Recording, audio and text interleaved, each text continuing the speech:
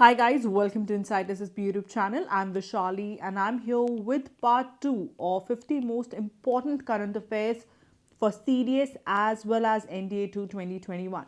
And this is going to be the final part for the same. So let us start with the questions right away. Which Asian country is set to present its climate prosperity plan in United Nations Climate Conference at Glasgow? So the first thing that you need to know is that United Nations Climate Change Conference 2021, in that this is going to be presented. ठीक है, और ये कौन present करने वाला है? Bangladesh will present the same. Okay, and if we talk about the scope 26, इसका जो main concern है that is to bring together all the parties towards a common goal, that is Paris Agreement. ठीक है, and इसके साथ साथ United Nations Framework Convention on Climate Change. Okay, so this is the main concern. This is what you should know. And this is basically United Nations Climate Change Conference UK 2020 that is going to be held at Glasgow, Scotland. So please remember, very, very important. Okay. And this is in partnership with Italy. Okay. Moving on to the next question, that is Pradhan Mantri Jan Arogya Yojana was launched in line with Sustainable Development Goal. Which one? Okay. Like SDG 1, SDG 3, which one exactly? So the answer for the same is SDG 3. 3 stands for 3 states. Okay. Now, these states does not mean that your states like Tamil Nadu, this and that. So basically 3 state means to consider 3 portions that are important when it comes to health. Okay. So iska jo main thing hai, that is healthy lives and to promote well-being for all the ages. याद रखना, for all ages कौन कौन सी, like चाहे adulthood हो, चाहे old age हो, childhood हो, सबको. ठीक है. प्रधानमंत्री जन आरोग्य योजना जो है ये एक काफ़ी बड़ा कंपोनेंट है, की component of Ayushman Bharat. Okay, Ayushman Bharat अपने आप में एक बहुत बड़ी योजना है. एंड बेसिकली अगर हम बात करें Jan Arogya Yojana and all, so this was launched in 2018 और ये लार्जेस्ट हेल्थ स्कीम है. ध्यान रखना है, लार्जेस्ट हेल्थ स्कीम है when it comes to India. और ये हेल्थ कवर प्रोवाइड करती है. क्या प्रोवाइड करती है? Health cover. कितना? ऑलमोस्ट 5 लाख रुपीज़ पर family. So this is very very important. और ऑलमोस्ट 10.74 करोड़ पुअर फैमिलीज़ को ये प्रोवाइड कर दिया गया है. इसके साथ साथ अप्रैल 30 जो है वो आयुष्मान भारत दिवस की तरह मनाया जाता है. Please remember this, it's very very important for the examination. You know, योजना काफ़ी ज़्यादा पूछी जाती है एग्जाम में, right? Moving on to the next one, that is which scheme of Union Agricultural Ministry has recently crossed 5-year mark? तो अभी recently PMFBY, now इसकी फुल फॉर्म क्या है? दैट इज प्रधानमंत्री फसल बीमा योजना. इसने अपने 5 साल कंप्लीट किए हैं. ये एग्जैक्टली क्या है? ये एक क्रॉप इंश्योरेंस स्कीम है. क्या है ये? क्रॉप इंश्योरेंस स्कीम है जिसके अंडर फार्मर्स को पैसे दिए जाते हैं in case of any problem. Okay, so जैसे कि कोई भी क्रॉप है ड्यू टू सम प्रॉब्लम, अगर वो डिस्ट्रॉय हो गई, सो उसकी बेसिकली इंश्योरेंस है एक तरीके से, that farmer get some money. Okay, and if you talk about this, अभी तक ऑलमोस्ट ₹90,000 करोड़ ऑलरेडी इस पर्टिकुलर योजना में स्पेंड कर दिए गए हैं. They have already been disbursed amongst the farmers, okay, since the launch. इसके अलावा पीएम किसान भी बहुत इंपॉर्टेंट स्कीम है. ये क्या है? प्रधानमंत्री किसान सम्मान. ठीक है, प्रधानमंत्री किसान सम्मान निधि योजना है ये. ओके, एंड अगर हम इसकी बात करें, ये एक डायरेक्ट बेनिफिट ट्रांसफ़र स्कीम है. और इसके अंदर क्या किया जाता है? फाइनेंशियल असिस्टेंस दी जाती है. फाइनेंशियल असिस्टेंस किसको दी जाती है? फाइनेंशियल असिस्टेंस दी जाती है to all the farmers. Okay, and अगर हम बात करें, there are of course certain patterns की क्या क्या requirements है ये benefit मिलने के लिए. okay, but आपको जो चीज़ याद रखनी है that is कि इसमें आपको 6,000 रुपये दिए जाते हैं every year. ठीक है, per annum 6,000 रुपीज़ दिए जाते हैं to the farmer families. किसको? farmer families को दिए जाते हैं. और एक किस हिसाब से दिए जाते हैं? इसमें 3 इक्वल इंस्टॉलमेंट्स होती है जिसके अंदर 2,000 रुपीज़ हर इंस्टॉलमेंट में दिए जाते हैं. ठीक है, दोनों आपको अच्छे से याद हो गई होंगी, पीएम किसान और PMFBY. ठीक है, Moving on to the next one, that is which two countries are set to participate in defense exercise named समुद्र शक्ति. तो अगर हम समुद्र शक्ति की बात करते हैं, ये एक बायलेटरल एक्सरसाइज है. बायलेटरल मतलब दो कंट्रीज जो हैं वो साथ में एक्सरसाइज करती हैं, और ये एक मैरीटाइम एक्सरसाइज है. कौन सी एक्सरसाइज है? मैरीटाइम एक्सरसाइज है, मतलब इनकी जो नेवीज है इन दो कंट्रीज की वो साथ में करेंगी. अब ये कहाँ पर होस्ट की गई है? ये कहाँ थी? जकार्ता में थी. ठीक है, तो अब तो आपको पता चल ही गया होगा between which two countries, India and Indonesia. Fine. अब हम बात करेंगे कि इंडिया की कौन सी शिप्स थी. आप जानते हैं ships are two important for examination. So Shivalik एक तो, ठीक है, याद रखेंगे, एक तो शिवालिक शिप थी. The second one is Kadmat. So remember these two ships. Okay, now इसके अलावा बोइंग पॉइजडॉन दैट इज P8, उसने भी इसमें पार्टिसिपेट किया है. ये एंटी सबमरीन वॉरफेयर के लिए था. लॉन्ग रेंज मैरीटाइम रिकॉग्निजेंस एयरक्राफ्ट है ये, इफ यू ऑल नो. ठीक है, so this is very important. ये सारी इंपॉर्टेंट इन्फॉर्मेशन है regarding this particular exercise. Moving on to the next one, which country has recently deployed Pinaka and Smerch multiple rocket launcher system? Now, ये अभी recently हुआ है, ये अक्टूबर में हुआ है, लेकिन ये फिर भी इम्पॉर्टेंट इसलिए है बिकॉज ये काफ़ी न्यूज़ में रहा है इवन बिफोर अक्टूबर. अक्टूबर में क्या हुआ है कि अभी रिसेंटली हम लोगों ने इसे चाइना बॉर्डर पे डिप्लॉय करा है to counter any threat across LAC. ठीक है, थोड़ा डर बिठाना पड़ता है चाइना को भी कि yes we also have certain things, right. Now if you talk about Pinaka, Pinaka क्या है? ये एक मल्टी रॉकेट लॉन्चर सिस्टम है. ठीक है, एंड स्मर्च क्या है?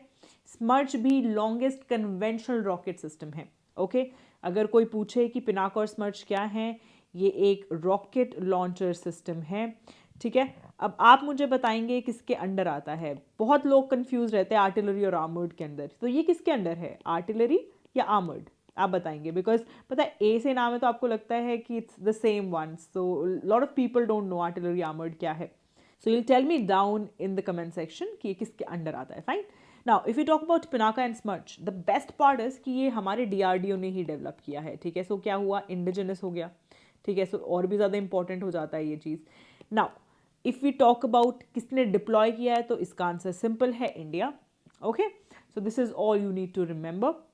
Moving on to the next one, which organization has developed an advanced shaft technology to safeguard fighter aircrafts against hostile radar threats?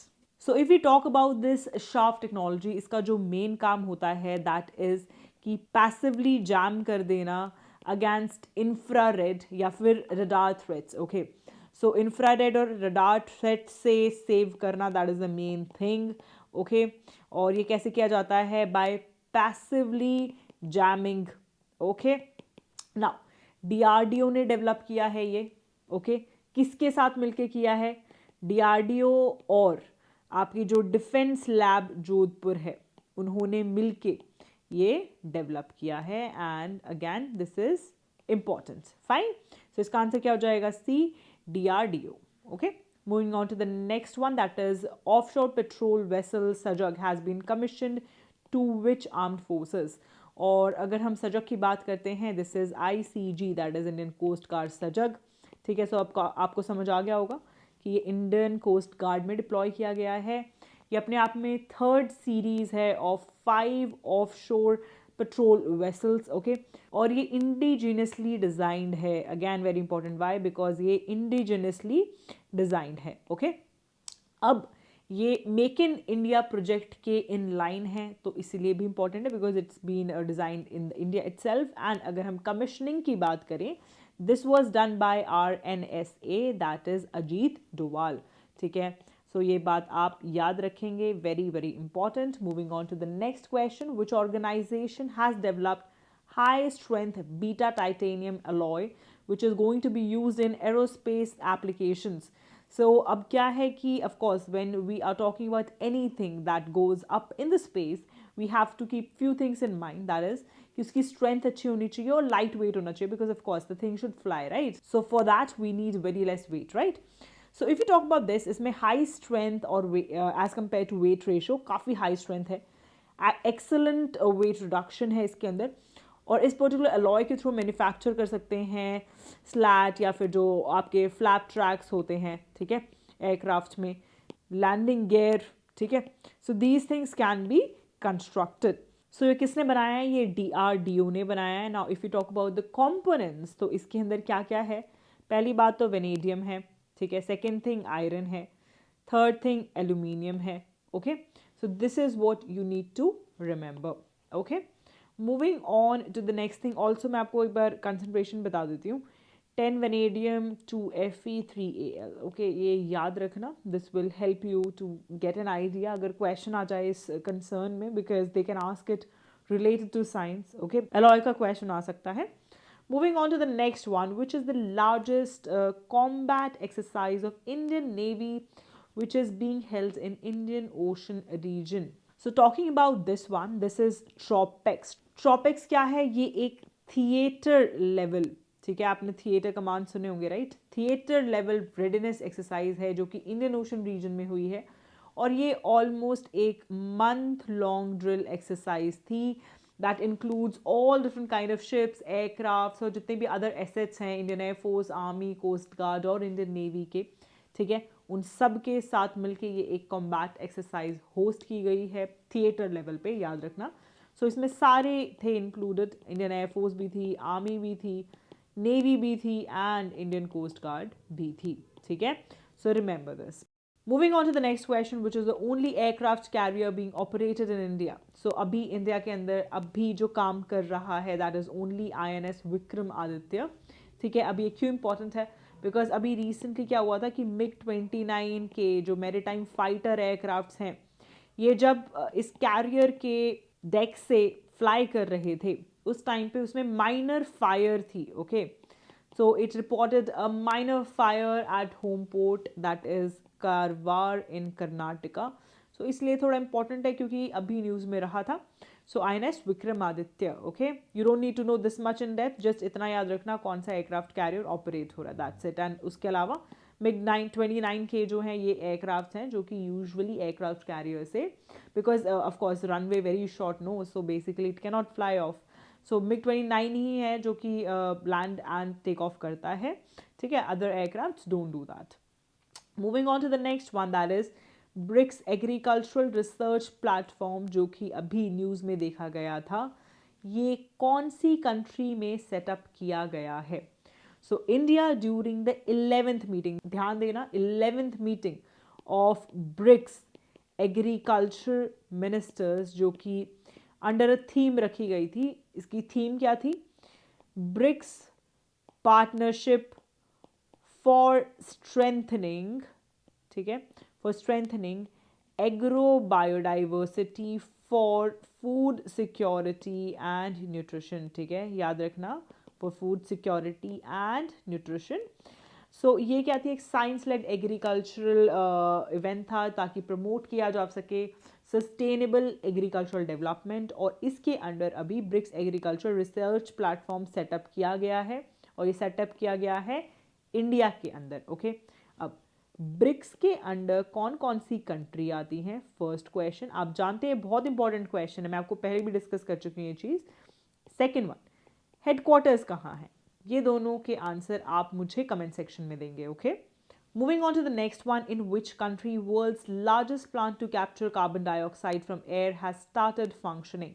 So the answer for the same is Iceland. Iceland में start किया गया है, और इस plant का जो नाम है वो रखा गया है ऑर्का। ऑर्का क्या है? ऑर्का का मतलब होता है एनर्जी, ठीक है। So that is the name, and ये सक करता है कार्बन डाइऑक्साइड को और इसको एक रॉक में कन्वर्ट करता है। Fine. Moving on to the next one, that is don't choose extinction. ये कैंपेन रिसेंटली लॉन्च किया गया है by which institution? So it has been done by United Nation Development Programme, ठीक है। And if you talk about the mascot, so mascot जो है as you can see वो है फ्रैंकी द डायनो। क्या है इसका मैस्कट? Frankie the dino. ये एक डायनासोर है जो इसका मैस्कट है, और इसका ट्विटर अकाउंट भी बनाया गया है, ठीक है। So this is the basic thing that you need to know. Moving on to the next one, Bashar al Assad, he has been sworn in as a president of which country for the 4th time? A big thing, right? So इनका अभी जो term रहेगा fourth time में, that is going to be 7 years. And ये 19th president हैं of Syria since 17 जुलाई 2000. ठीक है, already 3 terms इनके कंप्लीट हो चुके हैं. फोर्थ टाइम ही has been elected as the president, that too of Syria. Okay, moving on to the next question, Pangai Saidi caves are located in which country? So अभी क्या हुआ है कि oldest human burial in Africa, ठीक है, ये find out किया गया है in these caves, that is Pangai Saidi. Okay, and ये एक आर्कियोलॉजिकल केव है और ये जो वो बरियल फाइंड आउट किया गया है दैट इज ऑलमोस्ट 2.5 से 3 year old चाइल्ड है. And this is almost 78,000 years old burial. Okay, important one. Moving on to the next one, ये बहुत important है, इसको स्टार मार्क कर लेना, काफ़ी अच्छे चांसेस है कि एग्जाम में पूछा जाएगा. ठीक है, वेरी वेरी इंपॉर्टेंट क्वेश्चन. अभी रिसेंटली MVX प्रेस पर्ल जो है ये सैंक ऑफ की है इसने श्रीलंकन कोस्ट पे. ये कौन सी कंट्री से बिलोंग करती थी? सो अभी रिसेंटली क्या हुआ है कि एक सिंगापुर बेस्ड वेसल थी जिसके अंदर केमिकल्स थे.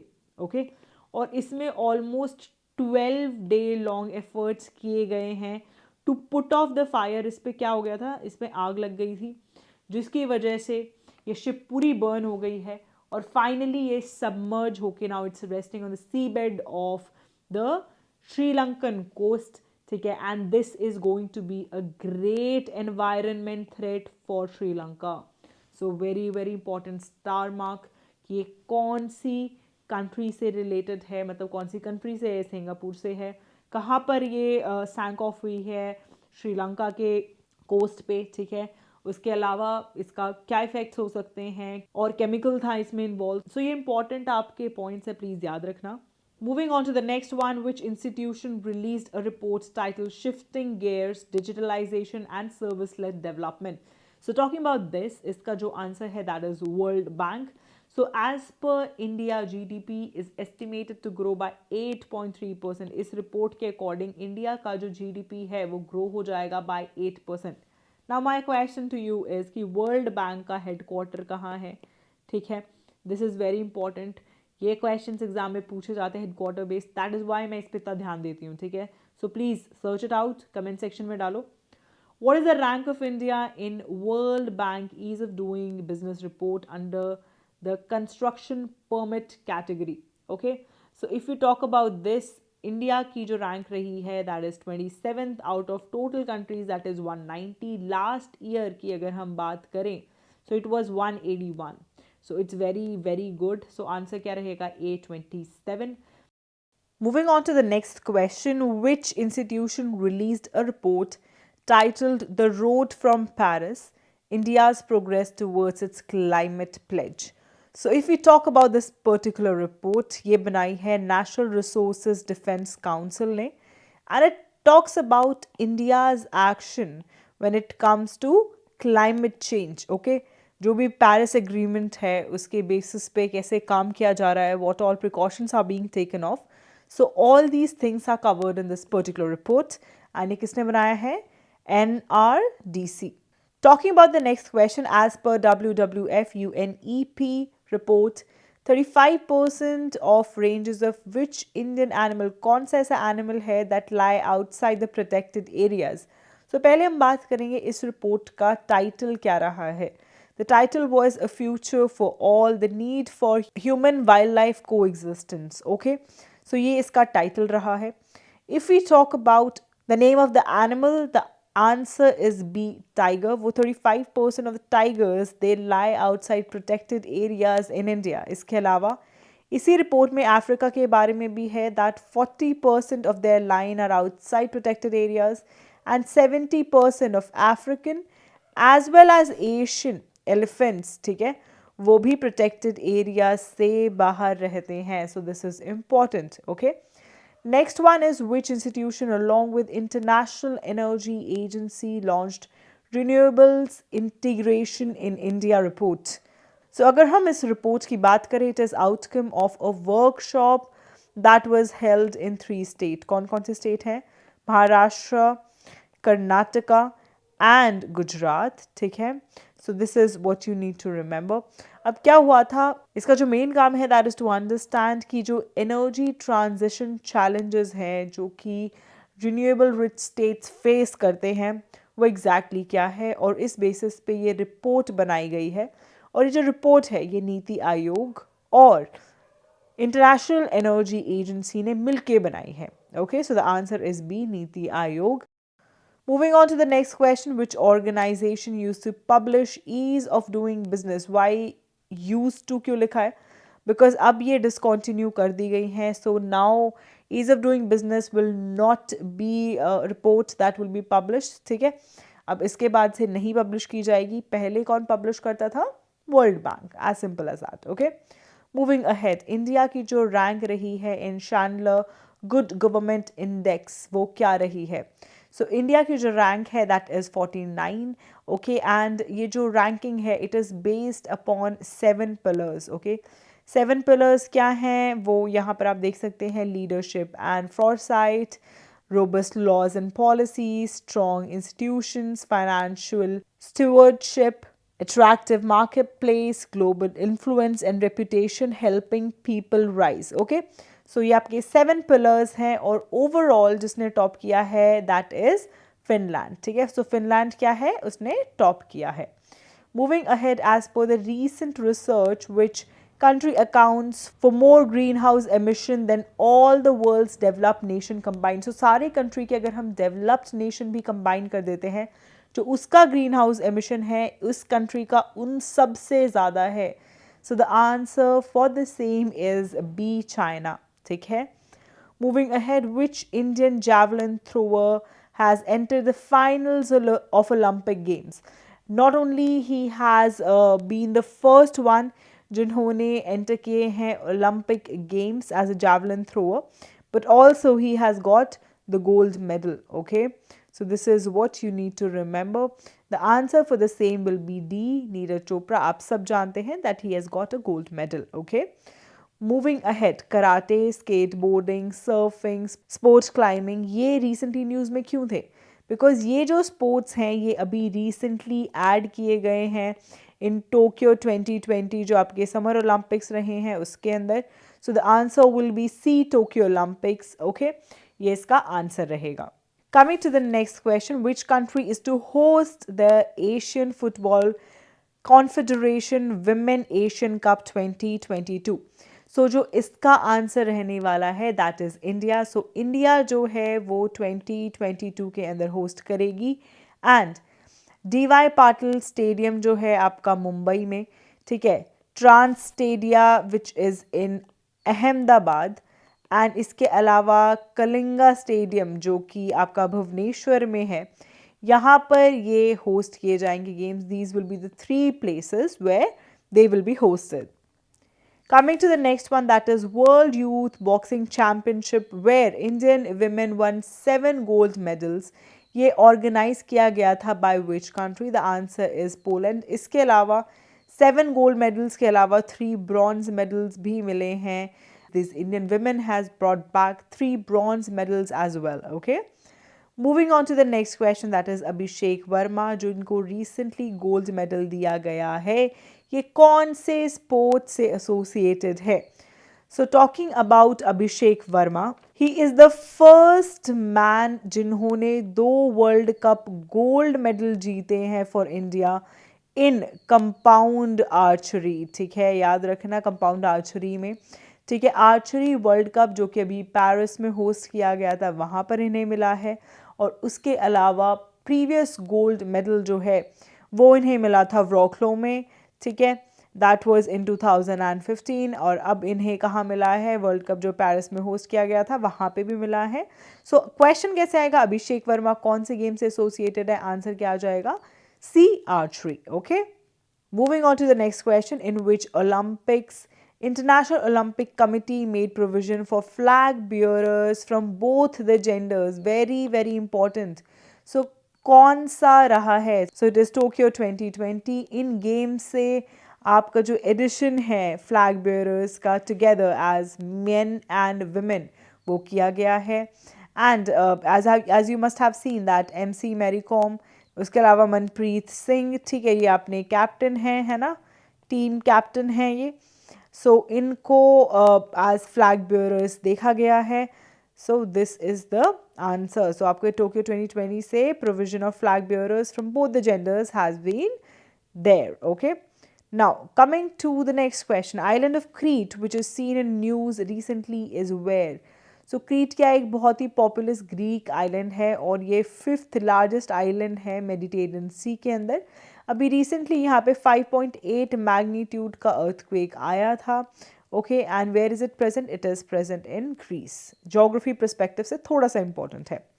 Moving on to the next question, that is Mount Herrit which was seen in news recently. ये एक island peak locate करता है कौन सी स्टेट या यूटी में? वेरी इंपॉर्टेंट, स्टार मार्क कर लो। वाई? बिकॉज हमेशा अंडमान निकोबार आइलैंड से क्वेश्चन पूछेंगे। ओके, सो ये क्या है? माउंट हेरिट जो है ये 3rd लार्जेस्ट पीक है अंडमान एंड निकोबार आइलैंड्स की। फर्स्ट कौन सी है ये आप आंसर करेंगे इन द कमेंट सेक्शन, ठीक है। फर्स्ट बताएंगे फर्स्ट हाईएस्ट कौन सी पीक है।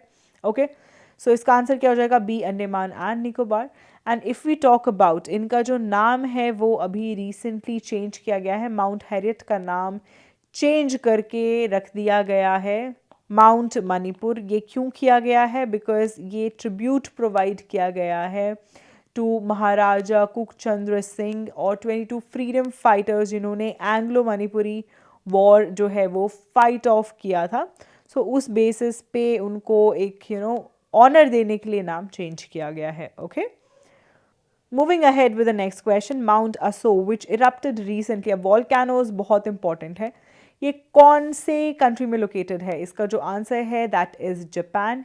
ये क्यूशू आइलैंड जो है, ठीक है, क्यूशू आइलैंड है जापान का, वहाँ पर ये लोकेटेड है और ये लार्जेस्ट एक्टिव वॉल्केनो है कौन सी कंट्री का? जापान का, ठीक है। This is what you need to remember. और ये रिसेंटली इरप्ट हुआ था इसलिए इंपॉर्टेंट है, ठीक है। Coming to the next question, a glacier located in which region has been named as Glasgow glacier to mark COP26 summit. So ये क्या है? इसका बेसिकली एंटार्क्टिका का आपका एक ग्लेशियर है जिसका नाम चेंज करके रखा गया है and this is to honour the city जो कि होस्ट करने वाली है यूनाइटेड नेशन क्लाइमेट समिट, ठीक है। So it is just to kind of give some honour to this city. Okay, moving ahead with the next question, Mitali express जो है ये एक न्यू पैसेंजर ट्रेन है जो कि इनॉग्रेट की गई है और कनेक्ट करती है ढाका को कौन सी इंडियन सिटी से? So coming to this one, ये आपकी जो मैथिली एक्सप्रेस है ये 3rd ट्रेन है, इससे पहले 2 और हैं। द फर्स्ट वन इज मैत्री, ठीक है। मैत्री एक्सप्रेस किस किस के बीच में है? This is between Dhaka and Kolkata, ठीक है। द सेकेंड वन इज बंधन एक्सप्रेस, ठीक है। बंधन एक्सप्रेस किस किस के बीच में है? खुलना एंड कोलकाता, ठीक है। और अब जो मिताली एक्सप्रेस है ये किसके बीच में है? न्यू जलपाईगुड़ी, जो कि बेसिकली वेस्ट बंगाल में है, उसको कनेक्ट करता है किससे? ढाका से, ठीक है। So New Jalpaiguri to Dhaka. Okay, coming to the next question, which Indian state has been advised to use artificial rain to extinguish forest fires? As you know, almost 2-3 months back, जो अपना उत्तराखंड वाला एरिया था उसके अंदर ऑलमोस्ट 40 एक्टिव फायर स्पॉट्स थे। Okay, और ये जो फॉरेस्ट हैं आपके गढ़वाल रीजन के अंदर, ठीक है, एंड आपके कुमाऊं रीजन के अंदर, इन पे काफ़ी ज़्यादा प्रॉब्लम क्रिएट की है, काफ़ी फॉरेस्ट फायर रही है वहाँ पे। सो जो हाई कोर्ट है स्टेट का उसने बोला कि we can use artificial rain. This particular suggestion was given and as you know the answer will be B, Uttarakhand. I've already discussed. Coming to the next question, Darwin Arc जो कि news में देखी गई है किससे related है? सो कौन सी कंट्री में है? फर्स्टली बात इक्वाडोर के अंदर है। ओके, अब इस पे से एक पर्टिकुलर लाइन पास होती है, ठीक है। जोग्राफी रिलेटेड क्वेश्चन है, you will answer down in the comment section.